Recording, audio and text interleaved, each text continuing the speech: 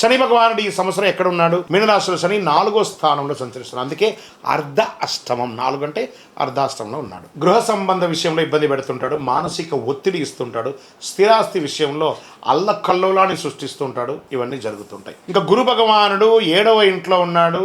June 2 గురు 8వ ఇంటికి, October 31 గురు 9వ ఇంటికి, జనవరి 25 8వ ఇంటికి ఫలితాన్ని ఇస్తున్నాడు. ఆధ్యాత్మిక ఆసక్తి, అదృష్టం క్రమంగా పెరుగుతుంది, గురువుల ఆశీర్వాదం పెరుగుతుంది, వివాహ యోగం, సంతాన యోగం పెరిగే అవకాశాలు ఉన్నాయి. ఇక్కడ జాగ్రత్తగా ఉండాల్సింది. రాహు కేతు యొక్క సంచారం ఎలా ఉందంటే, సంవత్సర ప్రారంభంలో రాహు 3వ ఇంట్లో, కేతు 9వ ఇంట్లో. డిసెంబర్ 6 రాహు 2వ ఇంట్లో, కేతు 8వ ఇంట్లో. ఫలితం ధైర్యం పెరుగుతుంది, కుటుంబ విషయంలో జాగ్రత్త, మాటలో నియంత్రణ, నూతనంగా వివాహం అయ్యి లేదా వివాహం కావాల్సిన వాళ్ళు మాట్లాడుకునేటప్పుడు అదుపు తప్పకండి, మీ లిమిట్స్ క్రాస్ చేయకండి, దానివల్ల దూరం అయ్యే అవకాశాలు ఎక్కువ ఉన్నాయి ఈ సంవత్సరం. సరే, ఈ సంవత్సరం మాటలో నియంత్రణ చాలా అవసరం, బాగా నియంత్రణ అవసరం.